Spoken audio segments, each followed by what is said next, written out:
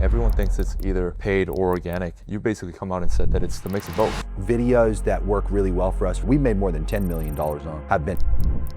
One of the formats that made me a ton of money is one-on-one client value interviews. Going into end of 2026 and 2027, what do you think the biggest shift in content will be? Having more channels rather than just one main channel. Today, I'm here with Jeremy Haynes, a legendary paid ads marketer that recently doubled down on content and is crushing it. Combined with both of our companies, we're doing north of $10 million every single year from clients signed with organic content. In this video, we're gonna break down every single thing that's working for us, why organic content is more important now than ever, what specific video formats actually generated us sales, not just views, the mindset traits that hold businesses back from scaling up, and where the industry is headed in 2027. All right, today I'm here with Jeremy Haynes, and we're gonna talk everything about organic content. He's doing well over $1 million a month with purely organic. It's gonna be a very, very fun conversation on what's working in his eyes and what's working in my eyes. Jeremy comes from a complete paid ads background, and I come from a complete organic background, so I think this is gonna be a very, very interesting conversation. So, Jeremy, for those that don't know, what do you do? We help rich people get richer. We help them scale up their businesses. We have an education company and a marketing agency, give or take someone who wants done with you or do it yourself versus done for you. Yeah. We've been doing the organic thing since July of 2024, specifically posting twice a week on YouTube initially for the first 2 years. Yeah. And then for my 2-year anniversary, I kicked it up to 4 times a week on the combination of the main channel and the secondary channel. And then we do 6 to 15 posts a day on the third channel that we just recently started testing. We started doing IG and filming on short form specifically there as well. Yeah. But long story short, the main business is just passing down lessons from people who have been there, done that with cracking $1 million months or a couple million bucks a month. They're always something centric around funnel issue, what funnel to pick, when to do what on a certain funnel, paid advertising lessons, organic lessons, sales team lessons, pretty much anything that relates to scaling up a business, a high ticket product or service based business, we help with that. Easy. And what was a switch for you that made you want to double down on organic and really bump up that posting cadence to now 4 YouTube videos a week and basically every day on IG? Like, it's just a test. So back in, look, I don't like to be right in opinion. I like to be right in reality.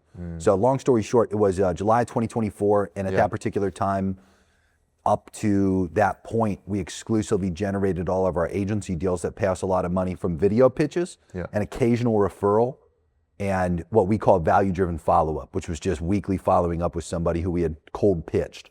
We sent people a video pitch, and that was the way we always got our biggest deals. We've historically gone back and tested, as an example, paid advertising with the agency specifically to try to generate the types of deals we want.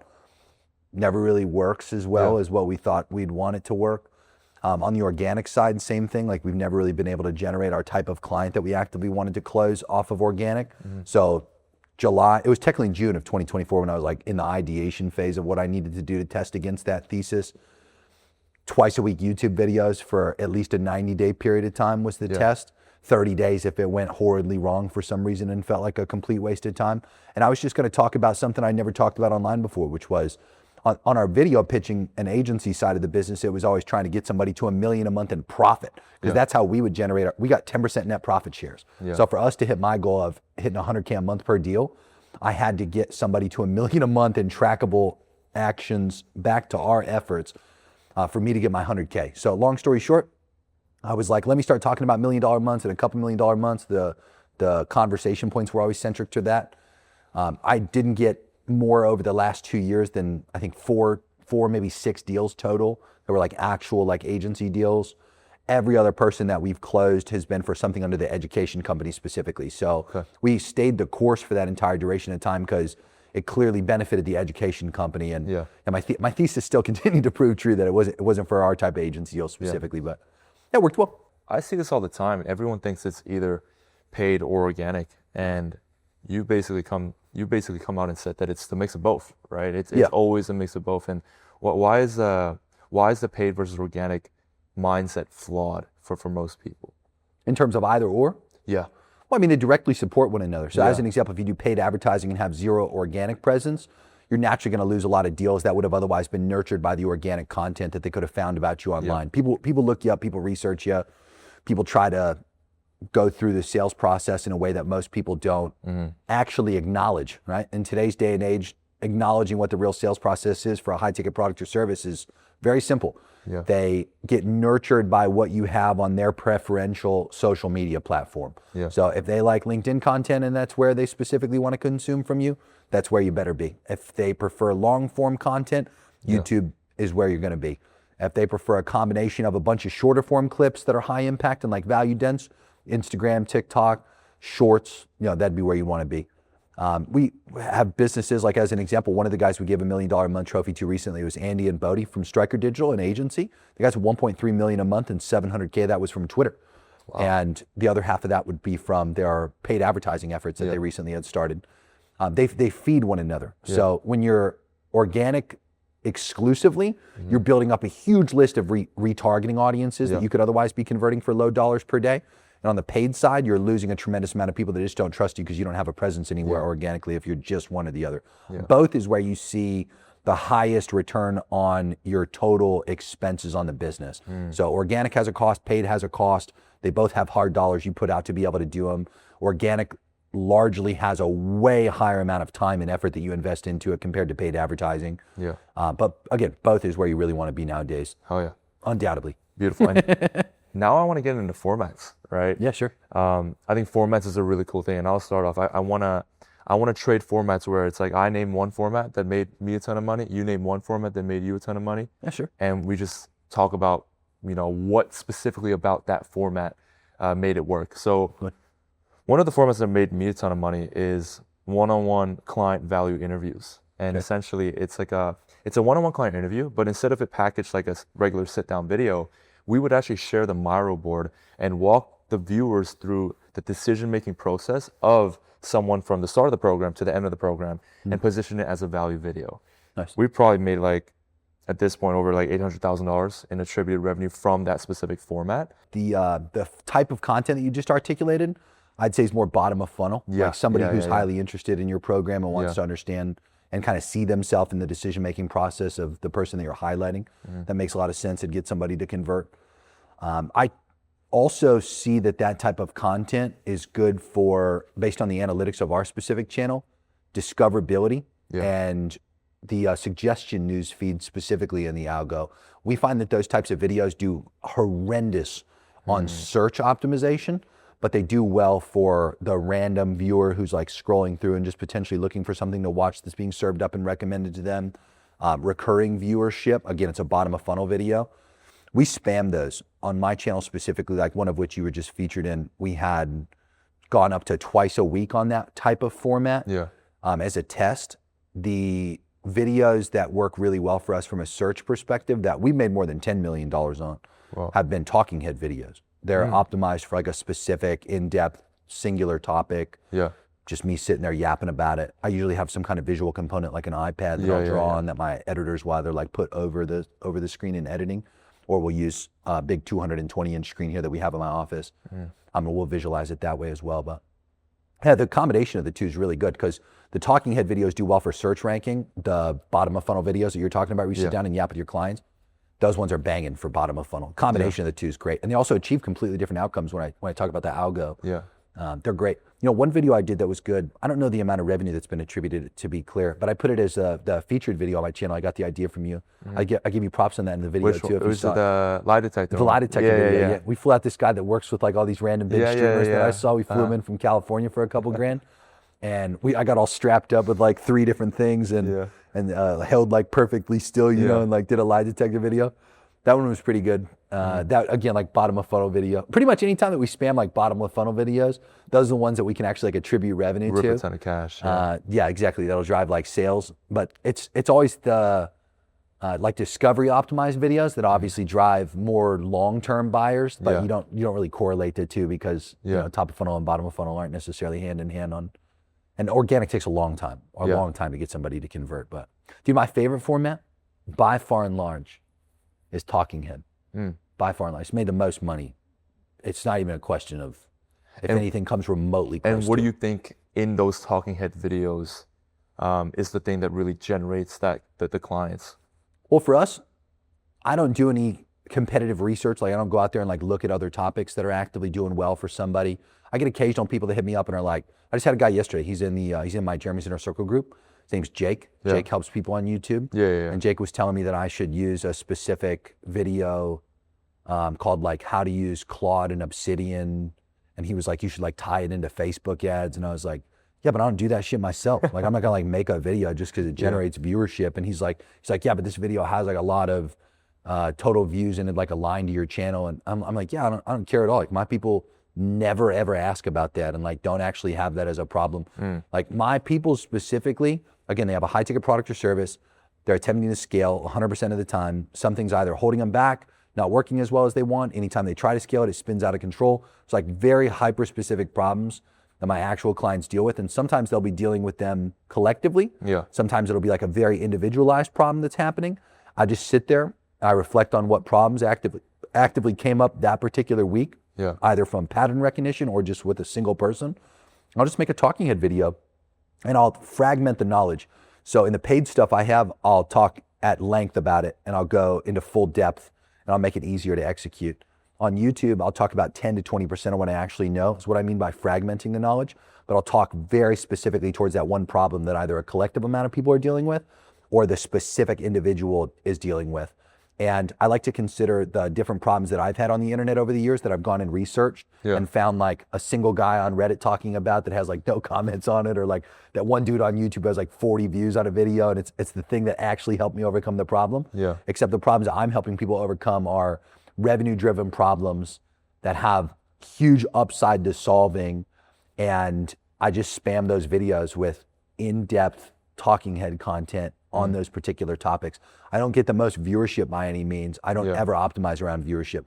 Most of the time, if I get an exceptional amount of viewership, I get far too many poor people that watch my videos, which aren't my ideal demographic.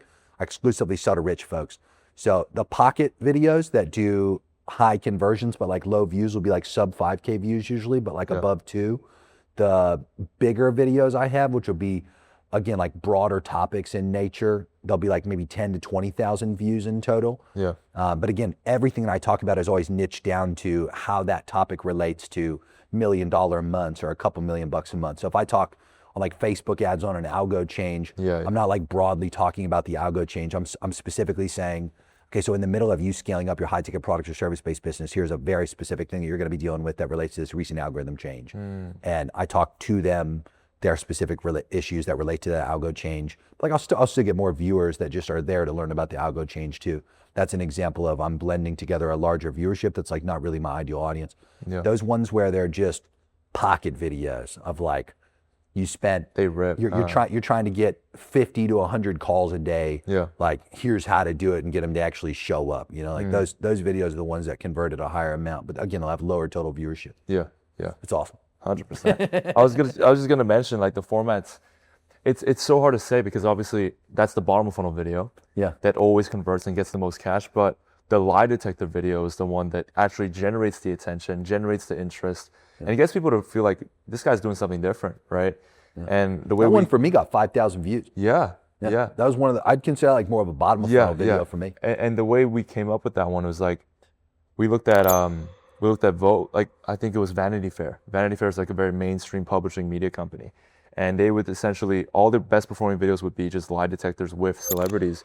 And because the industry has such a bad rep because of the bad apples in the space, why not hook someone up to a lie detector and talk about things? And the beautiful part about that is like a format like that would show so much about someone's character because you can tell, you can just say what you want. And as long as the person behind the camera is asking the right questions, it's an amazing video, right? How did you find filming that one? I thought it was fun. You know, it was different. It was really different. It was a good video. I enjoyed it. Like I said, I thought it'd be a good objection handling video specifically, like a good bottom of funnel video. The ones that we found to be top of funnel content, harder to execute on an ongoing basis and like a higher cost per video. Harder to execute, meaning it takes more like organization behind the scenes and effort on that side of things to get it done. I'm telling you, the talking head ones, they do both. Like I find talking head ones to be bottom of funnel and top of funnel, depending on the topic. The topic determines whether it's one or the other. Okay. Oh, you mentioned this just now, actually. You basically rip pure talking head videos on Instagram. And you don't do, or you've seen the talking head videos always outperform the clips. Whenever I try to clip something from long form, I just don't get nearly the amount of engagement, no matter the statistic, like likes, comments, So what is shares. what is, I'm actually super interested. What does your content team look like? Do you have a full-time clipper or anything Yeah, like that? I've worked with multiple people, to be clear, over the years. Now at this point, I have a full-time in-house clipper that Okay. sits there, and like his sole job is just clips. Historically, I've had larger clipping teams that have been Yeah. through agencies or vendors. I've had at one point a dedicated clipping team that I've worked with that was exclusively doing the long form stuff. And then at one point I was like, this just isn't getting the level of result that we want it to do. I brought the position in-house, and that's when I made a lot more money with it. I made tremendously more doing intentional, like, let me sit down and film short form. It usually takes me like an hour to film 15 different short form clips. If that. Some days are shorter, some days are a little longer. But most of the time about an hour. And that's where I actually started making money with all the clipping and the short form stuff. I think that's actually really good, but have you tried actually saying the hook, like scripting out the hook and then actually saying it and then attaching a clip to it? I think we've tried that a handful of times. Yeah. And it's not bad when it's done that way, to be clear. Because the hard part about long form is that you're not in the moment of like, oh, I need to say something to grab attention. But when you look at the clip, like we had a breakdown there. Man, there were so many good moments that we could clip up from that. You got to frame it before. Yeah, you got to frame it before. And so instead of like relying on the hook to be inside the video, which 9 times out of 10 it just won't perform, you got to like get your guy to literally write out a hook that is proven. And you shouldn't be doing that because you already did the hard work. You just got to say the thing. And it doesn't even have to be a camera. It can just be a voiceover, and you can attach it to the front. I promise you, your views will probably like 2x. Yeah, no, that's a great idea for just sure. from that. Yeah, we've just been hitting the 3 posts a day that we currently post on all the, like, IG specifically, the platforms where we can say comment this and get this. We've done a combination of promoting low ticket products, and low ticket for us is a $750 course. We get anywhere from as many as like 20 of those a day that'll buy that, all the way down to, like, on a terrible day, like maybe 2 now. Okay. We promote Jeremy AI, which is $1,000 a month. We get people through that as well. IG pretty much exclusively as the promotional channel. We get about 10% of our total organic revenue that comes from Twitter. And from LinkedIn as well, like in combination with one another. But the shorts specifically, as soon as we started just sitting down and literally filming the entire short and just spamming the hook, value, comment this to get this, and the comment this to get this, again, low ticket to high ticket, Jeremy AI. Some of them are content, meaning like a long form video on YouTube as an example that we'll push them to. Lead magnets, and then sometimes also are high ticket things that we'll still tell people to comment for. And it's awesome. That specifically of just beating over the head that specific 3 times a day, just all call to action content. Got the total from short platforms like IG, TikTok, and Reels. Shorts, Shorts, Reels, and TikTok. Those, we got it up to about 150K so far, about 95 of that being recurring from, again, comment CTAs. Versus whenever I was doing what you just described, whether I just raw dog a clip, which arguably those did bad, put the hook in front of it or added a CTA to the end, whenever I've just filmed the whole thing in one thing, that's always what's worked better so far. I think that it should, right? It should work better because you're intentional about it. But I think from a business owner's perspective, it's like you would rather have a system where it's like you've already filmed videos. I mean, you're already doing long form. And it's like, how can we create formats where it doesn't actually take much effort for you to put out? And so I'd argue that it's like, I'd argue that if you added, or if the clipper actually clipped up the intentional pieces where you were giving sauce, you're giving crazy information, we've seen that perform super well. And we've clipped up reels where it got like 100K views just because we're in the moment. Are you talking, like, so in this example, you're hiring a person for this, not using AI to find the actual clip, correct? Oh, you guys use AI or? No, we use a person. Okay, I'm just asking you your system. So in ours, we use a person with this system of that person editing these 3 clips that go out per day and like posting them and setting up mini chat and all that.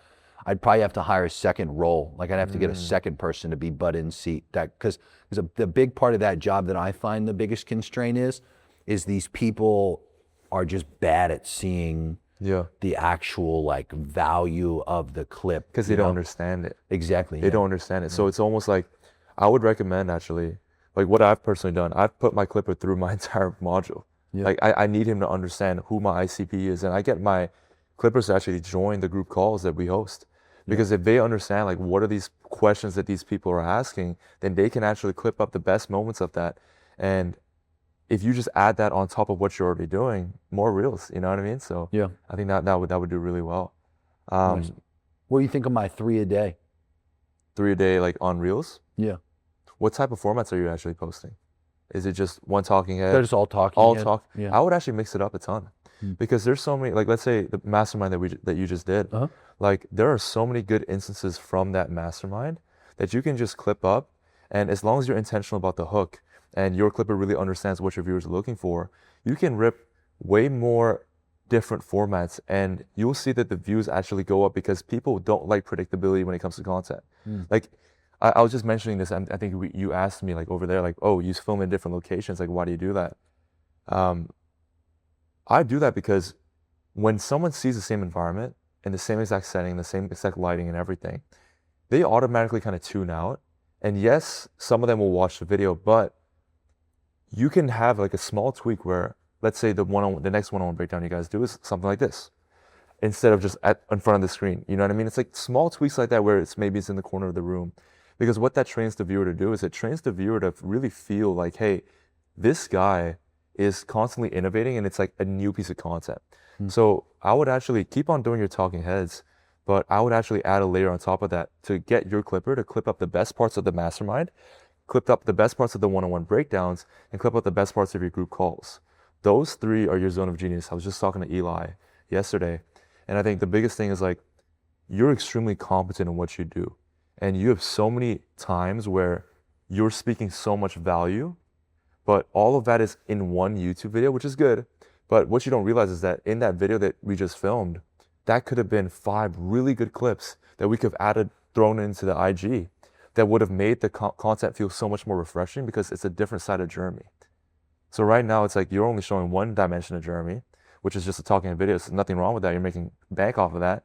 But if you just added, the Jeremy that presents to all of his clients, the Jeremy that breaks down what it's like to scale one-on-one with his client, and the Jeremy that hops on a group call with his clients and is spitting game. Like I would get in the habit of like getting your videographers to film every time you're doing a group call, because those are moments that can add to your brand and give it depth, if that makes sense. Because it's like, if someone's just having one type of format to consume, in my eyes, it's like, okay, that's the only version of Jeremy that they know. They only know the value side of Jeremy, which is great, you know? But it's like, you do such a good job of communicating your character and your, like the person you are through your value, that you've been able to make all this, like, you know what I mean? But it's like, imagine if there was a format literally just dedicated to just showing that aspect without giving the value. And I think something like that would be such a difference. The get to know me content. Yeah.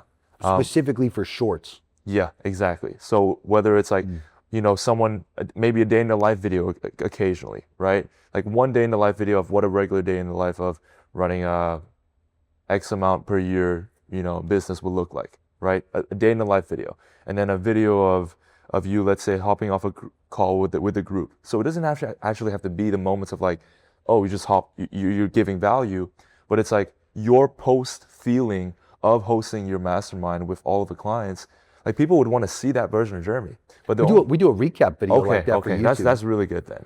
Yes, every quarter we drop a video like that where we clip like a whole bunch of stuff from the mastermind. I sit down in a chair like this and I look at the camera, and then my camera guys like ask me questions about what I thought and what I felt about different things. And they like you should put that on Reels, man. You should put that on Reels. Yeah, you know? I think we will this go around. Yeah. Again, between the, I think it was 2 masterminds ago, if I'm not mistaken, I've had this in-house guy. Yeah. The in-house guy will be very capable with that for sure, to your point. And I'm not saying I'm doing it the best I could do it, or in the best way that's known to do it, per se. Like I'm not Mr. Beast out here or anything like that.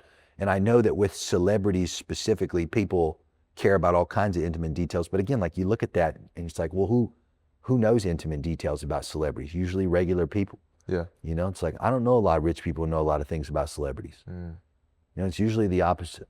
It's like usually the rich people know what the celebrities are up to from a business perspective. I want to get into that because there are a lot of common myths that people believe in in the industry. Fire away. So Yeah, I mean, like, what do you think about the common myth that, you know, content takes a long time to figure out? Do you think that's a myth? Do you think that's true? Well, what do you personally think? I think for most people, Yeah. that is true. Yeah. I think there's many outliers who prove it to not be true. I think it all comes down to the power of like star power. Yeah. I think there's some people who got it right away. Yeah. And I think there's other people who take a long time to like find their version of star power. Yeah. And like their format. I've seen some guys on YouTube as an example. To me, it's the most boring shit in the world. They'll get a Google Doc and like it'll be this side of the screen. Yeah. And like they'll be on this half of the screen and they'll just like look this way. They're clearly just reading a doc. And I'm like, what in the world? But like that content can get some viewership though. Like there's people who watch that. And I think to myself, I'm like, there's no way this person sat down and did that first. Like that's probably not their first type of content that they did. And usually it's not. Like when I go back and like look at those channels, I'm like, this person tried a lot of stuff to like find this format. That's usually what I think it comes down to is can you find the format that's easiest to repeat? Yeah. So you get the compounded upside of what content's required. I find that specifically YouTube, if we're thinking in that realm, the commitment over a long period of time and consistency over that long period of time absolutely matters. But the format you're plugging into matters just as much. Yeah. Until people find their format, I think people struggle with being consistent. And I deeply believe that, especially when you're starting from zero, like that's the most discouraging, demoralizing period of time. We recently started a new channel. It's called the Haynes feed. Yeah. And it's just, we post 6 times to like upwards of 15 times a day on there right now. And I post shorts there because I never post shorts on my main channel. And I post clips like what you're talking about. So exactly what you had said we're doing, where you had mentioned take like, hey, that really long form video or something like this. We turn those into little like 2 to 9 minute clips and we optimize them for search. Yeah. Right? They might get dozens of views for those 2 to 9 minute clips because it's a brand new channel at the time I sit here making this. We get some shorts that'll get like 1,000 views, right? The channel right now has like, again, started at 0. It's got like maybe 200 something subs, right? It's like, I don't judge that at all in the first, 90 days of it in terms of views or subscribers. I want to see it trend in the right direction, but starting it from 0, I mean, it's a demoralizing period of time for sure. I have seen people who start channels though that get like immediately a couple million views because those guys really have a dialed in system. And again, they got the star power. They know immediately what they're doing and plug into it. So I'd say, I don't know, it's different for everybody. I think it can be true or false depending on who you are. What is a belief that the industry believes in that you think is just outright false? I've heard a lot of people talk about the idea of needing to research and like do a lot of, like, I think a lot of people are what I call copycat personal brands. They don't have any originality. They don't try to like just like be themselves. They try to be other people. And I've heard a lot of people encourage that. And I think that's silly.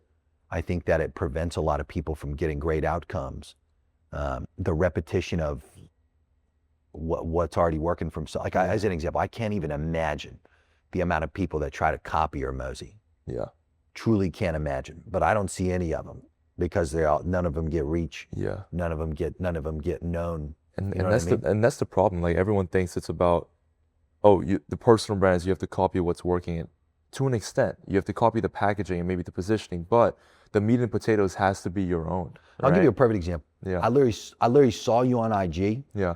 You just posted a photo of you being like, hey, I'm gonna do a lie detector test. Yeah. I've never watched your video. I have no idea what you actually did. I have no idea what you did. I know no questions. I have no clue. Immediately, I was like, oh, it's a sick format.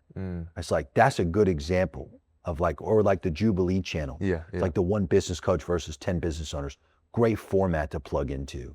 But I've never watched one of those Jubilee videos on YouTube. I've seen some clips of it. I won't sit here and gaslight people otherwise. I've seen some clips. But that's kind of what I'm talking about. It's like, you can plug into that. Dude, I never watch Hormozi. I don't ever want to fucking regurgitate something that Hormozi says. I don't watch other people's stuff. I feel like a lot of people do that. I feel like a lot of people, they just consume other people's stuff and they become a copycat of other people intentionally.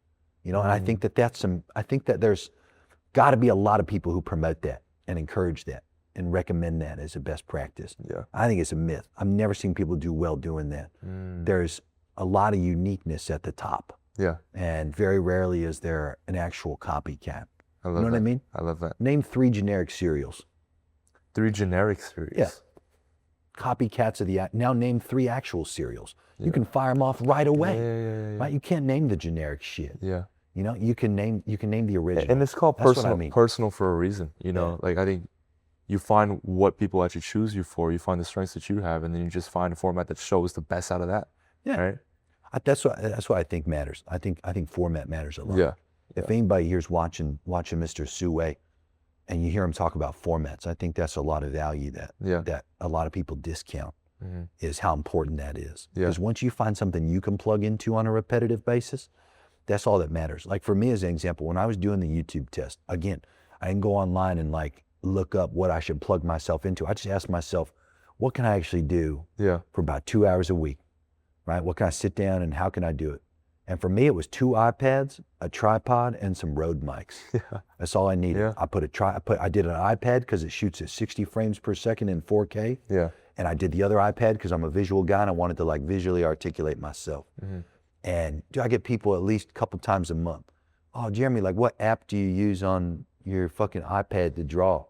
And I'm like, you nasty little gutter worm, dude, like gross. You know, like don't talk to me.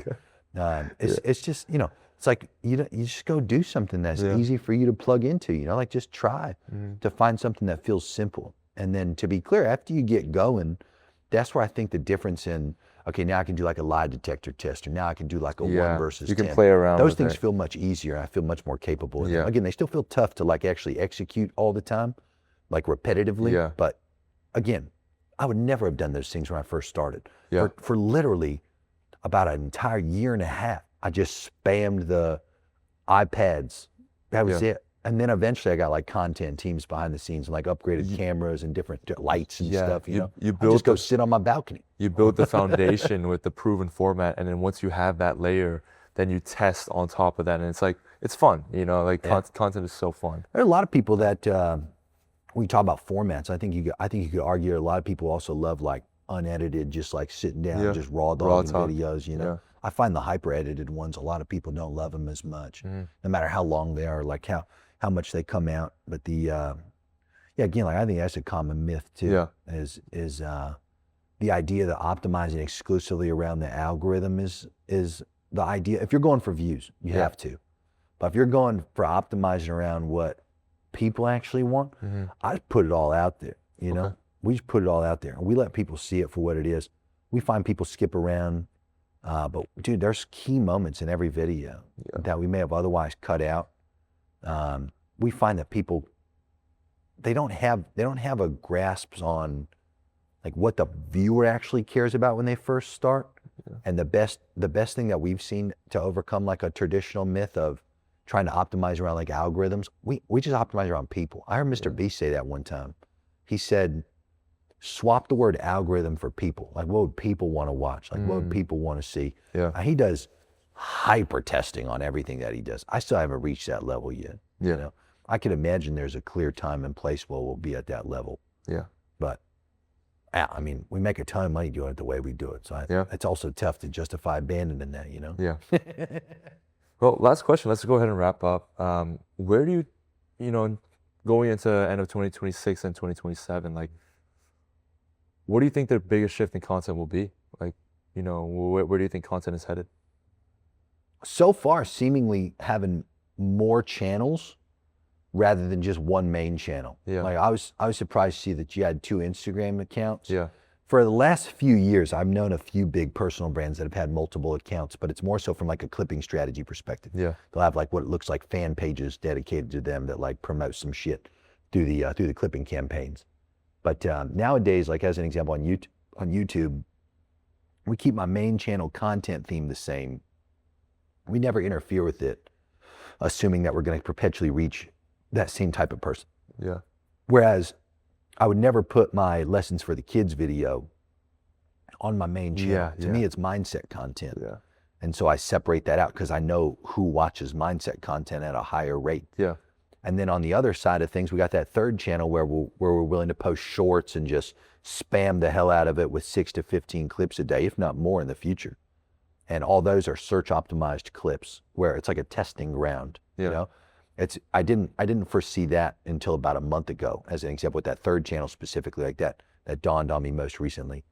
And I think that if you fast forwarded, like we're at the end of 2027 having this conversation, we're kind of looking in hindsight. Yeah. My bet would be is that that third channel does really well, and that I could attribute a lot to it as time passes. That's my current content bet that I'm going all in on. Love it. Where a lot of what you talked about, Yeah. taking long stuff and breaking it out into shorter search optimized things. Yeah. Testing ground. I think it's great. I think there'll be a lot more people who adapt to that trend. And then on the short side of things, like if you look at Reels, I actually think there'll be more people that adapt to what I'm talking about, believe it or not. I think that people like you will start spamming the hell out of those CTAs. Because you'll see, dude, you wait until like the end of 2027 with my strategy, assuming that IG, the finicky platform that it is, doesn't ban me in between now and then, or somebody doesn't pay somebody off to take my shit down. I'll make a good bit of money on that as time continues to pass. Yeah. And I bet if I didn't vary from the current strategy I have now and I just amplified it further and did more total pieces of content, I'd make more money as a result of that. And because I have MRR factored in, it'll compound to more than what a lot of people make per month with like whatever they got going on in their main thing that does a couple $100,000. Again, at the end of 2027, my bet would be I could get IG with the way I'm doing it now to like $500,000 a month. Okay. Because again, I'll have the MRR component that helps compound me there. And I think on the YouTube side of things, I'll be able to attribute a lot more revenue to 2 to 9 minute shorter than long form search optimized clips that are on that third channel. Love that. And I think that'll be much more common. I love that. I love that. Yeah. Beautiful. All right, guys. So that is going to wrap up this video. Hope you guys enjoyed. It was a very in-depth conversation on organic. And yeah, appreciate you guys watching. I'll see you guys in the next one.